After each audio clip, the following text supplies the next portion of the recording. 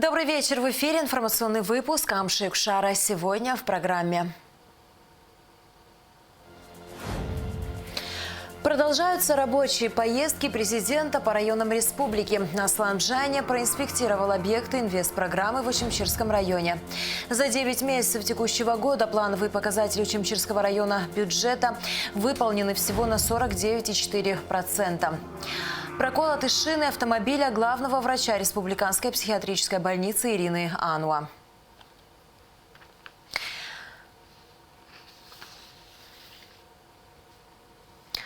Президент Аслан Джаня совершил рабочую поездку в Очимчирский район. Глава государства проинспектировал объекты, строящиеся по инвестпрограмме. Водозаборное сооружение в селе Мук и детский сад Адзых. По дороге в Очимчиру глава государства ознакомился с ходом работ по освещению республиканской трассы Сухум-Очимчира и посетил тепличный комплекс Кындых-Агро, где выращивают томаты и огурцы. Подробности в репортаже Алики Трапш. Во время рабочей поездки в Очимчирский район Аслан Джаня ознакомился с ходом работ по освещению республиканской трассы Сухум-Очимчира. На первом этапе будет освещен участок дороги от Адзюбжи до Лабры, протяженность которой 19 километров. Сейчас сотрудники Черноморэнерго подготавливают закладные для фонарных столбов. Всего планируется установить более 1300 опор. Общая протяженность освещаемой дороги 45 километров. Полностью работы планируется завершить в 2022 году.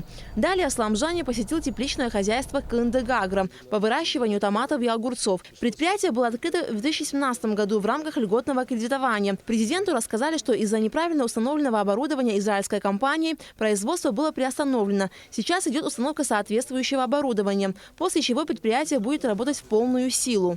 Устанавливаем систему миксера подачи удобрений. Когда вы завершите работу? Сегодня все монтажные работы мы закончим. Завтра уже будет компьютерная работа, потому что это полностью автоматическая система. Она управляется полностью компьютером. Завтра будет пусконаладка компьютера. Я думаю, что послезавтра эта система уже будет работать полностью. В комплекс вложены заемные средства Россельхозбанка и средства собственников фирмы. Общая сумма 450 миллионов рублей. Окупаемость с учетом выплаты банковских кредитов составляет около 20 лет. Сколько человек здесь будет работать? Здесь работает 60 человек. 60 человек будет работать. Скажите, вот то, что сейчас ставят новое оборудование, это то, что надо, или мы можем ошибиться с вами еще раз? Ни в коем случае. Это то, что надо. Когда это оборудование будет установлено, будет ли это означать, что предприятие будет работать на полной мощности? Да. Да? 1000 тонн, 1200 тонн в год. А проектная мощность 1000 или 2000 тонн? Нет. Больше мы, Абхазии, невозможно делать больше 20-23 килограмм, потому что мы работаем до конца мая. Все дальше невозможно работать летом. Да.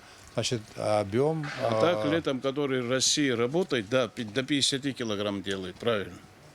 А летом, потому что летом уже в самом деле какие урожай и дает, какие. А зимой столько. Ну, по деньгам лучше, конечно, здесь. Итого будете производить 1000 тонн. Я так понимаю. 1000 тонн хорошо. Далее президент проинспектировал ход строительства водозаборного сооружения в селе Мук. Сейчас здесь идет строительство 2 резервуаров вместимостью 500 кубов каждым, а также прокладка водопровода протяженностью 1200 метров. Предполагается, что 22 скважины наполнят резервуары, и уже оттуда самотеком вода поступит в Очимчиру. Строительные работы будут проходить в 2 этапа, и на эти цели выделено 53 миллиона рублей из инвестпрограммы. Работы ведутся, в принципе, в соответствии с графиком. Хорошо. Работы ведутся в соответствии с графиком, без задержки. Так? Без задержки. Без задержки. После того, как объект будет введен в эксплуатацию, город Очимчира полностью будет обеспечен водой в бесперебойном режиме. Так? Я правильно понимаю? Разводящая сеть у нас на сегодняшний день, конечно, тоже в плохом состоянии. Но до резервуара, который запитывает город, то есть в самой Очимчире 2 резервуара у нас, Да. до них полностью обеспечивает... Вот, Эти резервуары находятся где? они в Очимчире уже в самом городе. В городе. Они в каком состоянии? Один из них рабочий, второй немножечко в плохом состоянии. Что означает немножко в плохом Но состоянии? он протекает, он не наполняется полностью. Там порядка, он рассчитан на 500 кубов, в него можно наполнить около 100. Да. Там 2, один Большие 500, потери. один 100, да? Большие Понятно. потери получаются. Теперь для того, чтобы скважины функционировали, накачивали в эту емкость воду. Каким-то образом русло, от русла реки это зависит? От русла реки в данном случае, то, что скважин касается, нет, но у нас старая галерея, она будет продолжать питать села. Здесь же, в селе Мук, президент осмотрел берегоукрепительную дамбу, которую построили у реки, проходящей рядом с Мукаштом. Во время ливневых дождей река выходила из берегов и подтапливала Мукаштом. Но теперь в связи со строительством 48-метровой берегоукрепительной стены эта проблема решена. Далее Асламжане посетил новый детский садик «Адзых» в Ачимчире, который был построен и сдан в 2020 году в рамках инвестпрограммы. Однако он до сих пор не введен в эксплуатацию. Объект был передан в Министерство просвещения. На текущий момент есть вопрос с водоснабжением объекта. Для того, чтобы полноценно, бесперебойно его запитывать водой, необходимо установить резервуары накопительные. Этим вопросом мы занимаемся. Из бюджета выделены средства в сумме 280 тысяч, если не ошибаюсь. Это Саид Адлиба, это субподрядная организация Чамчирастрой, они занимаются установкой этих резервуаров. До конца этого месяца обещают завершить и полностью запитать водой объект. С 2020 года по сегодняшний день объект не вводился в эксплуатацию по факту. Коллектива здесь пока еще нет. Ну и, соответственно, есть какие-то процессы, которые без человеческого присутствия, где-то плесень пробивается, где-то сырость и так далее. То есть нам сейчас нужно спасать этот объект. До конца года, я думаю, что строители максимально устранят то, что испортилось, но необходимо срочно его вводить в полноценную эксплуатацию. Президент осмотрел столовую, игровую, санузлы детсада. Всего дошкольное учреждение может принять около 100 детей. Президент поручил устранить в кратчайшие сроки все недочеты в детском саду. Проблема, Беслан Цыгович. Нас проблема а то нарыцбалак, а бюджет Ахмарбадзет, а Волофаху, а коллектив Зарахта Хамадзем Хуиза Асфавира Амларо. Уже надо будет графики свести. Строители, ОКС, Минэк предупреждаете, сроки должны быть понятны, когда все будет устранено, к тому времени должен быть обозначен коллектив и должно быть обеспечено финансирование, чтобы без большого перерыва все это начинало работать. После инспекционной поездки по объектам инвестпрограммы Асламжане провел большое совещание с активом Ачимчирского района. Алика Трапш, Михаил Братухин, Абхазское телевидение. После инспекции объектов инвестпрограммы Асламжане провел совещание с активом Ачимчирского района. Отчет о проделанной работе за 9 месяцев представил глава районной администрации Беслан Бигвава. Фактическое поступление в местный бюджет составило около 57 миллионов рублей или 49,4%, что на 40 миллионов 914 тысяч рублей меньше ожидаемого. Не выполнены плановые показатели и по собираемости налогов и платежей. Причина – отсутствие промысловой хамсы в период путины, уточнил глава района. Строительство курортного объекта в селе Тамыш принесло доход району в сумме 17 миллионов 972 тысячи рублей. А уже после ввода в эксплуатацию объекта местный бюджет дополнительно получил 4 миллиона 324 тысячи рублей. Общая задолженность по электроэнергии в районе составляет более 228 миллионов рублей. О криминогенной обстановке доложил начальник РУВД Ахра Чагава. Он подчеркнул, что в районе увеличилось выявление и изъятие незаконного оружия и наркотических средств. Снизилось количество разбоев, грабежей, ДТП со смертельным исходом. С начала года в Ачимчирском районе отключено 6177 аппаратов по добыче криптовалют. С начала пандемии коронавируса на стационарном лечении в Ачимчирской ЦРБ находилось 676 человек. На данный момент в Ачимчирской ЦРБ 21 пациент, на амбулаторном лечении 170 человек. Спутником ВИ вакцинировано 430 человек, спутником Лайт 284. Глава государства обратился к руководителям местных органов самоуправления с предупреждением о необходимости повышения эффективности работы. В противном случае они будут отстранены от занимаемых должностей. В отчете главы администрации прозвучали определенные цифры. Вы видите и знаете о том, что в районе, в Очимчирском, в рамках реализации инвестпрограммы идет многоплановая работа по водоснабжению города, по строительству местных дорог, по доведению до логического конца того детского объекта, детского сада и ряд других мероприятий. Это все будет у нас продолжено. Несмотря на то, что у нас в этом плане очень скромные возможности, руководство страны обращало и обращает особое внимание на Очимчирский район. В 2022 году завершается инвестпрограмма 2022. С 2023 года будет реализация другой инвестпрограммы. Там параметры будут иные, они будут чуть больше. И в плане решения проблем очимчирских там суммы будут более значимые. Но на что я хотел бы обратить ваше внимание. В этом году был неплохой туристический сезон. Была возможность, конечно, не обогатиться, а какие-то деньги заработать. На этом фоне мы ожидаем и ожидали увеличения собираемости налогов, увеличение собираемости за потребленную электроэнергию. В части налогов картина в Очимчирском районе самая сложная. Мы понимаем, что Путина не было, и выпал налог на прибыль. Это все понятно. Только мне до конца непонятно, почему мы не можем собрать налог на землю. Ставка этого налога небольшая. Мы давно не вносили туда изменения.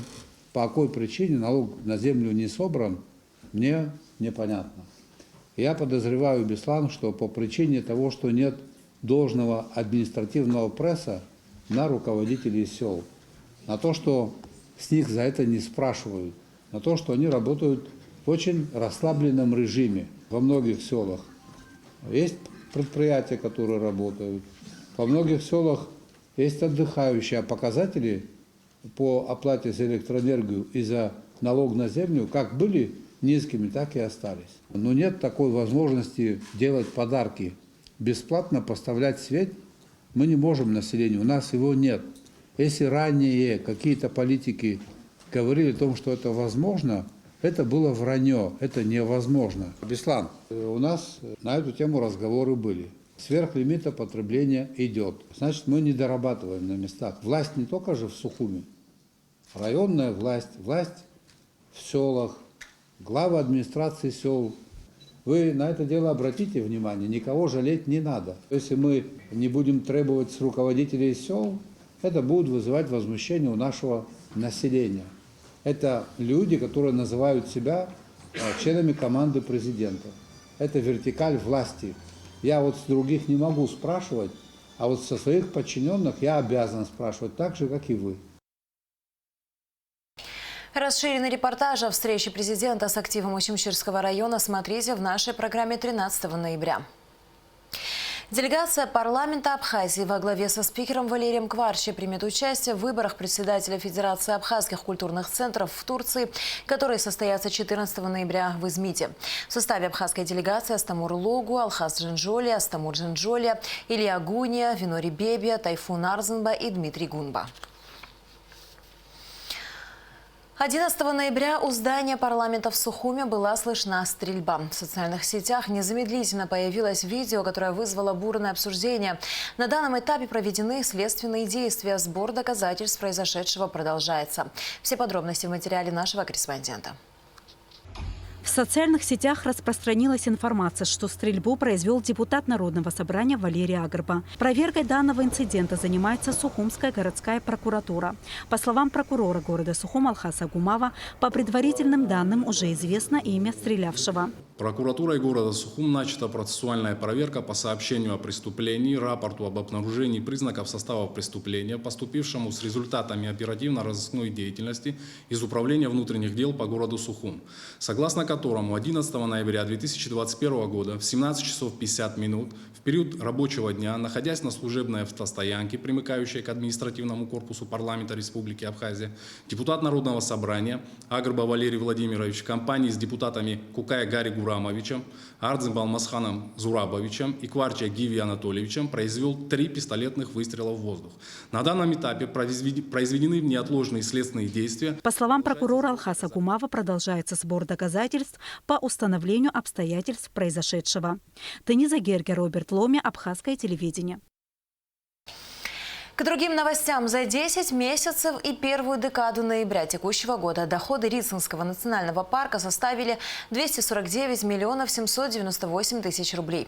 Об этом доложил премьер-министру Александру Анкваб, генеральный директор парка Адамур Багателия, сообщает пресс-служба правительства. По состоянию на 11 ноября парк посетили 702 251 турист. Адамур Багателия также проинформировал о расходах парка в указанный период и о сумме отчислений в республиканский бюджет, которая составила более 41 миллиона рублей. Руководство парка обратилось к правительству с ходатайством пересмотреть стоимость билетов для взрослых посетителей до 600 рублей, отмечая, что установленная стоимость билетов действует с 2014 года. С учетом особого статуса и рекреационной ценности Рицинского парка, Александр Анкваб поручил Министерству экономики совместно с РРНП представить предложение по выработке общего архитектурно-ландшафтного дизайна территорий, непосредственно прилегающих к береговой зоне озера Рица и Голубому озеру. Сотрудниками МВД задержаны жители села Дзукта и Пщап, у которых обнаружены изъяты наркотические вещества. Также задержан гражданин, обвиняемый в хищении чужого имущества. Подробности в оперативной сводке МВД.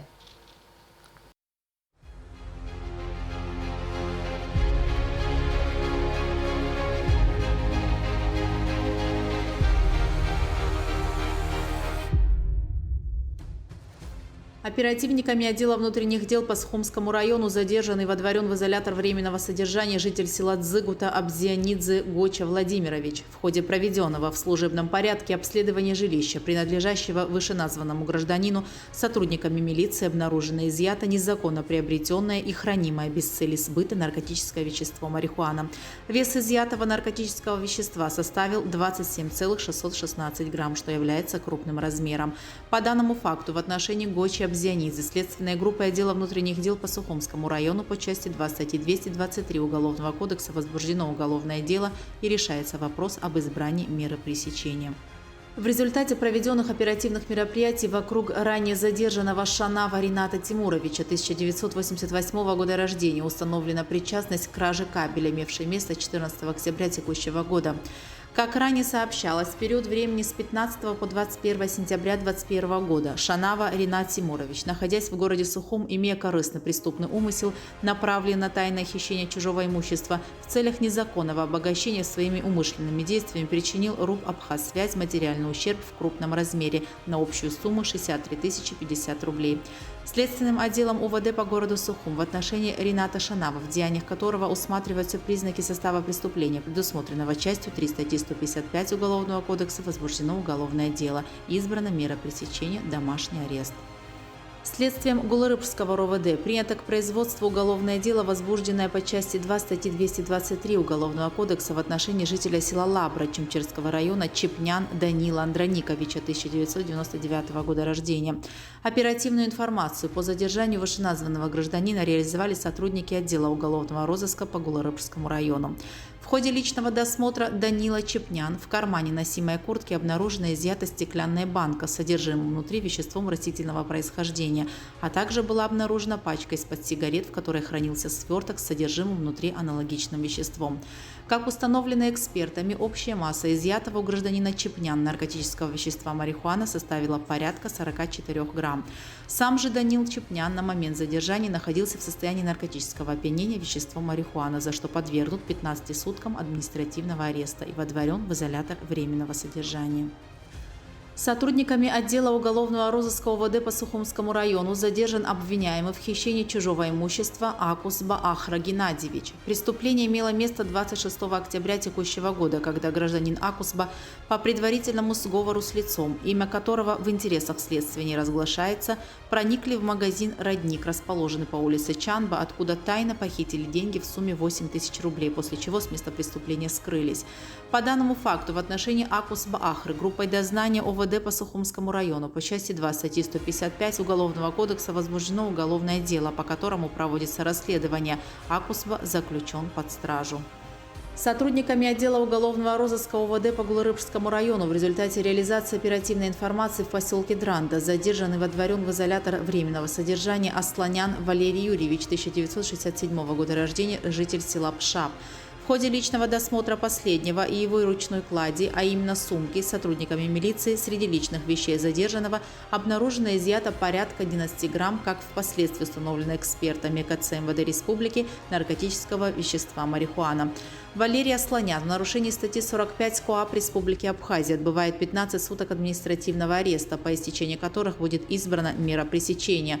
По факту незаконного приобретения, хранения наркотических средств в отношении задержанного Асланян по части 2 статьи 223 Уголовного кодекса Республики Абхазия следственной группой Гулрыбского РОВД возбуждено уголовное дело. У автомобиля главного врача Республиканской психиатрической больницы Ирины Ануа неизвестные прокололи шины. Это произошло рано утром 12 ноября во дворе дома, где проживает Ирина Ануа. На месте происшествия побывал министр здравоохранения. Виновные в данном проступке будут найдены и наказаны, уверен Эдуард Будба. Министр подчеркнул, что не приемлет такого рода воздействия на своих коллег. В этом структурном подразделении плавно наводится порядок. И вот эти методы воздействия, которые сегодня были сделаны, хочу обратиться к тем людям. Ко мне обращайтесь напрямую. Не надо к Ирине Михайловне. Это мое личное назначение. И я в ответе за все то, что происходит. Если какие-то вопросы у кого-то есть, я открыт, я готов к разговору. Я вас уверяю, что в этот случай вот здесь сотрудники правоохранительной системы, госбезопасности, руководству доложено. Это будет максимально, я думаю, в короткие сроки раскрыто, потому что это недопустимо оказывать такого рода давление нашим коллегам. Продолжаем выпуск. 7 спектаклей в 5 городах. Русский театр драмы имени Фазили Искандера завершил масштабный гастрольный тур по России. О прошедших гастролях и творческих планах рассказал в интервью абхазскому телевидению генеральный директор Русдрама Ираклий Хинтпа. Мы готовы выступить с инициативой открыть театр чтобы театр был открыт для людей, имеющих QR-коды, потому что сегодня Министерство здравоохранения вместе с компанией Mobile начали генерировать и выдавать QR-коды для лиц, которые имеют сертификат о вакцинации.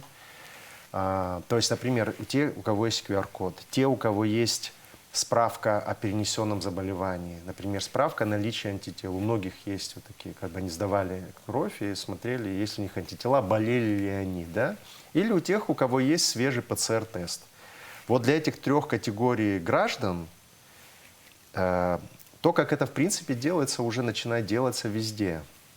Мы готовы, мы понимаем, что это будет гораздо меньше зрителей, чем обычно. Мы понимаем это, что мы потеряем в деньгах, в зрителей, во всем. Но это позволит театру жить. И это будет абсолютно безопасно. Смотрите интервью Ираклия Хинтпа в нашей программе после выпуска новостей. Абхазские школьники примут участие в телепередаче Первого канала «Умники и умницы». Съемки будут проходить с 18 по 20 ноября в Москве. Участников программы принял министр просвещения и языковой политики Инал Габлия. Он выразил надежду, что они сумеют проявить себя должным образом и достойно представят страну на конкурсе. Дарья Ситникова, Саид Берулава и Анна Амичба – одноклассники.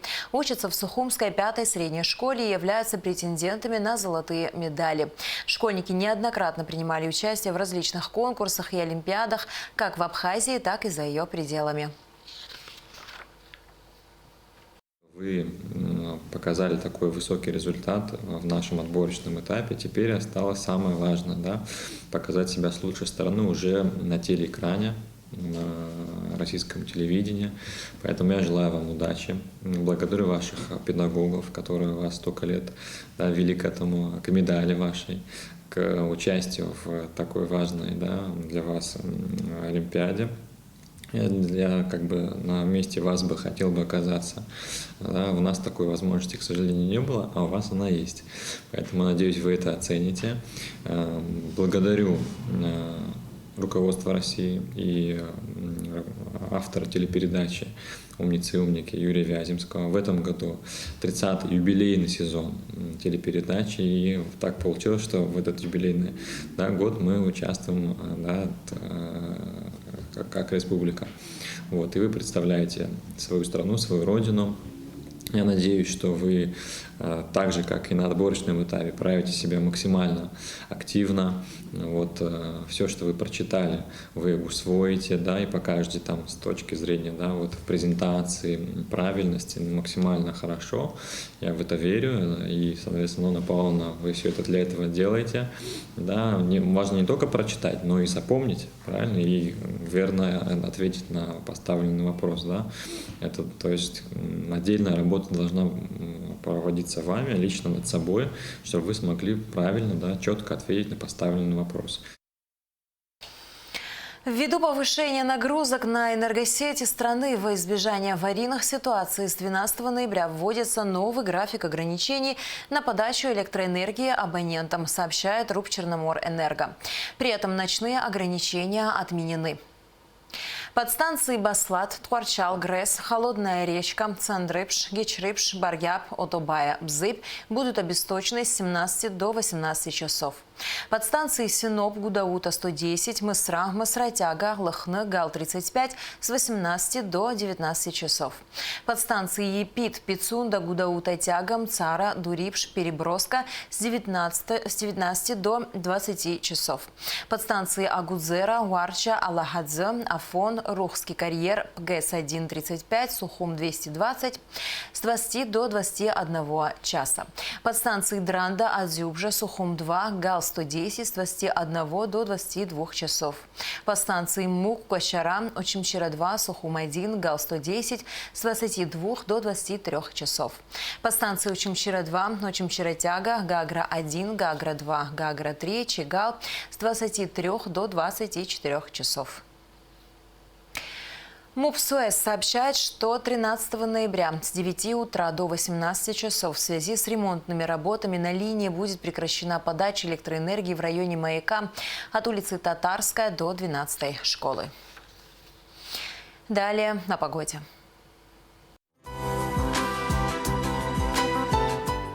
По сообщению Гидрометцентра, в выходные дни 13 и 14 ноября в Абхазии ожидается переменная облачность без осадков. Температура воздуха ночью 3-8, днем 12-17 градусов, температура морской воды 16 градусов.